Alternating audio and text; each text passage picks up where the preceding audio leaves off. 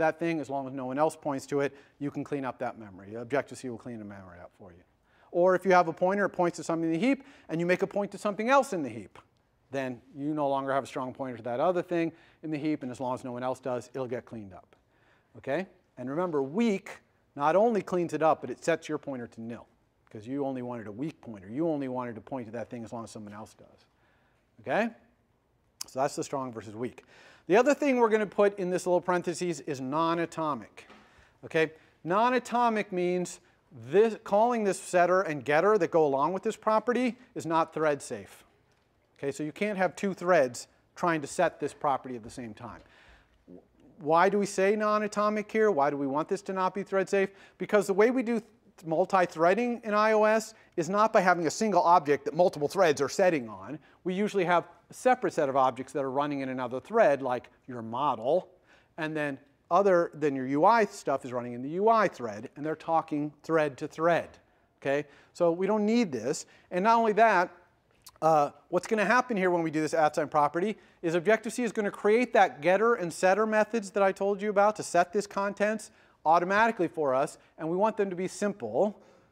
Okay? And this is what they're going to look like. We want them to be simple. If we don't say non-atomic, there's going to be all kinds of locking code in there, right?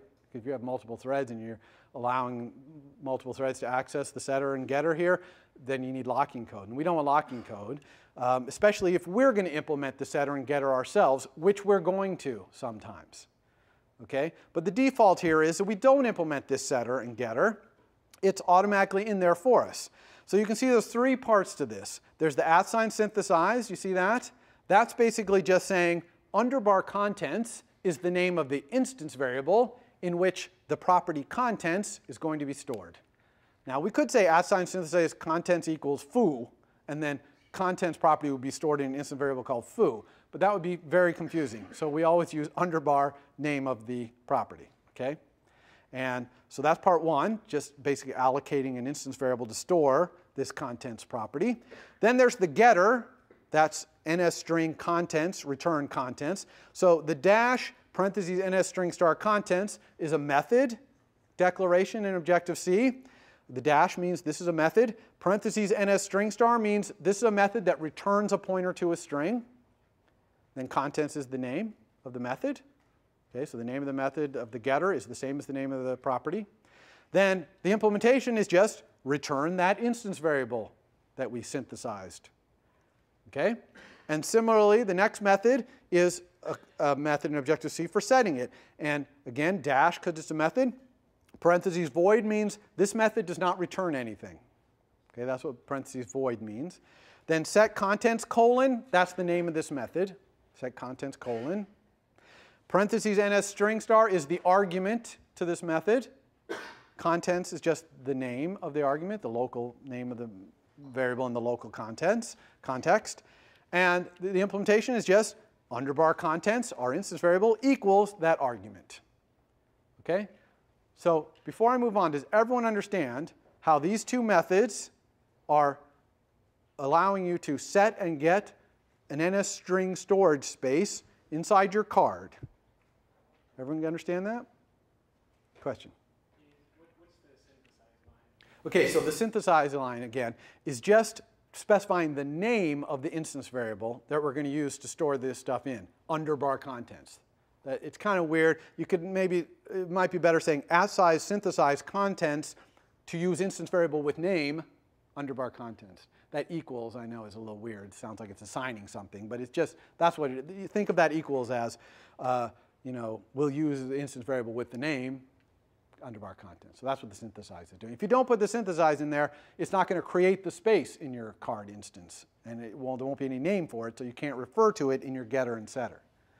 Okay, everyone understand this? Any other questions? Okay, now, the thing about it is, when you type the @sign property on the left, this gets added to your @sign implementation. However, you will not see it there. Okay? So it's there, but you don't see it. Okay, Objective-C is made it for you, but it doesn't show it to you. But it's there. Okay? That setter method and that setter getter method are there. Okay? They exist. And not only that, they're public, because you put that @sign property declaration in your header file. Everyone got that? So let's look at another couple properties just to see the syntax a little more. So here's two properties. They're Booleans. Okay? There's no Boolean primitive in C. So Objective-C has defined type def all caps bool. It's probably a short or something, or an int or char, or I don't know what. But you can think of it as a primitive type that's a Boolean. Its value can either be yes, which is some non-zero value, or no, which is 0. And these properties don't need the strong or weak. Do you understand why that is? Because they're primitive types. They're not stored in the heap. Okay? They're just like an int or a float. So there's no memory to manage, so you don't need to know about strong and weak pointers. There's no pointers involved here. This is just a Boolean. So there's no strong or weak. But we still have the non-atomic, because we still want the setter and the getter to be simple, not have any locking code or any of that business. So we're always going to have non-atomic on every property in this class. We will not have a single property in this entire class that's not non-atomic. So just put it in there. I wish it were the default. Okay? But that's what we're going to do. You can see we've synthesized them both. And we've got the setter and the getter for them both. And this is all being done for us by Objective-C. Now, one thing that's kind of cool is we may not like the name of this getter because we want our code to read something like, if card is chosen, then do something. If card is matched, then do something. So we really want the getter called is chosen, not just chosen. You know, if card chosen, not as nice as if card is chosen. So it's actually possible to rename the getter by saying getter equals the new name you want. Okay, and that's essentially renamed it. Same thing, we'll do the same thing with this one. Getter equals is matched.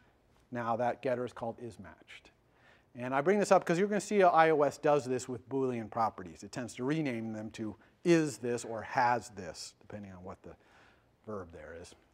Okay, and again, Objective-C is writing all this code in the implementation, but you don't see it.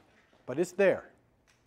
Okay, now, we're going to talk about why properties are good and why it's better than just accessing instance variables directly in later lectures. But the bottom line is it's good for doing things like bounds checking. It's good for doing things like when you set a property and you want to update the UI. It's doing good things for initializing pointers. Like that NSString star contents property is going to start off nil. All properties in Objective-C, all of them, start off 0. So for a pointer, that's nil. Okay?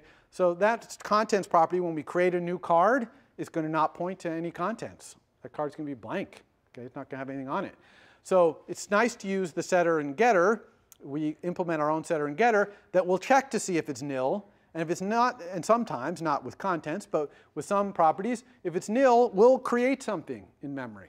Okay? So that's another reason to use it. So you'll see all these reasons why we want properties in the next lecture, basically.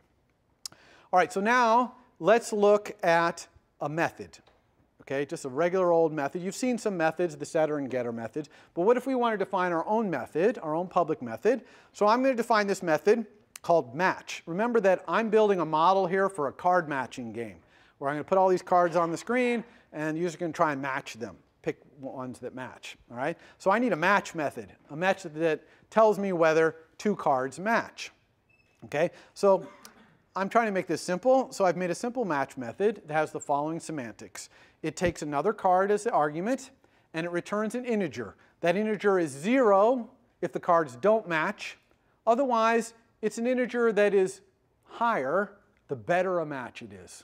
Okay? So like a really good match might be 1,000, but a not so good match might only be 100, or it could be 1. Now, the semantics of what that number is totally depends on the cards, because we're only going to match cards against other cards, right?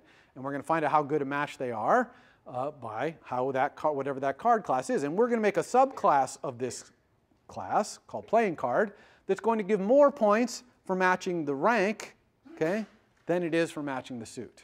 Okay? But that's up to subclasses of card to determine what the point system is. Okay?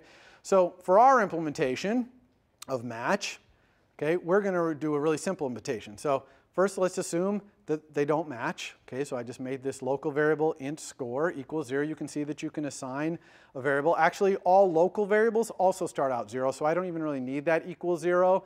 But I'm a big believer in putting that in if that's really, you know, what you intend. And in this case, I intend the score to be actually 0, the score of this match, until I go and see if these cards match, right?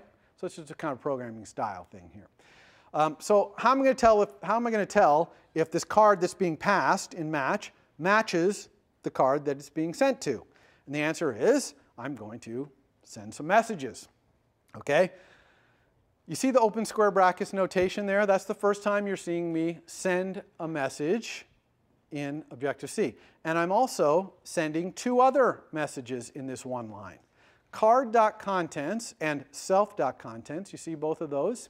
Those are message sends as well. So there's two different syntaxes here for sending a message. One is open square brackets, okay, and we'll talk about that one in a second.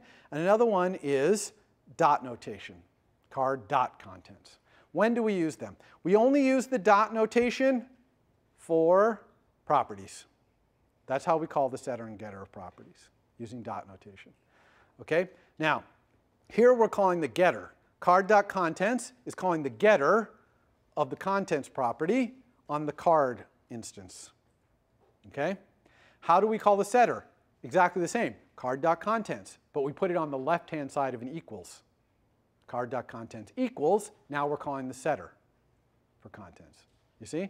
So here we're calling the getter. We're also calling the getter for contents on self, on our self. So in other languages this might be called this, right? But you know what self is, right? Self is this instance that this code is operating on. So we are going to compare these two strings, card.contents and self.contents, to see if they are equal. And we're going to do that with the NSString method is equal to string colon. So is equal to string colon can only be sent to a string. So is equal to string can only be sent to a string, and card.contents is a getter method that returns an NSString. So we're good to go, right? We're sending is equal to string to a string. And the is equal to string takes as an argument an NSString. And again, self.content is a getter method that returns an NSString. Therefore, we have satisfied all the requirements of is equal to string. And we put square brackets around it. And it's going to return a Boolean. Is equal to string is defined to return a Boolean, whether the contents of those two strings are the same. Notice we did not say equals equals. Okay? We did not say card.contents equals equals self.contents. Because we'd just be comparing the pointers then, not what the pointers point to. Okay? Everyone understand why we didn't use equals equals to see if those two strings are the same? So if those strings are the same, I'm going to give 1 point. Okay? So this is either the dirt simple implementation of match, which is if the cards are exactly the same, their contents are exactly the same, I'll get 1 point. Otherwise, you get 0. Okay? Now, we're going to do much better implementation of match when we do playing card, but this is our kind of dirt simple one. Now, to give you just a little more about Objective-C, what if we change this method? Oh, so yeah, here's a little bit about who's the sender and who's the receiver here. You can look at this on the slides later. Okay?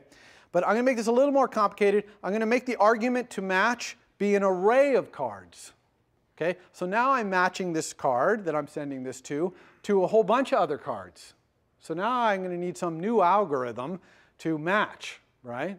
So again, a playing card match, if let's say you have matching 3 cards, you might give a lot of points if all 3 cards are the same rank. They're all jacks. You get a lot of points. If only 2 of them are jacks and the other one's something else, you don't get very many points at all.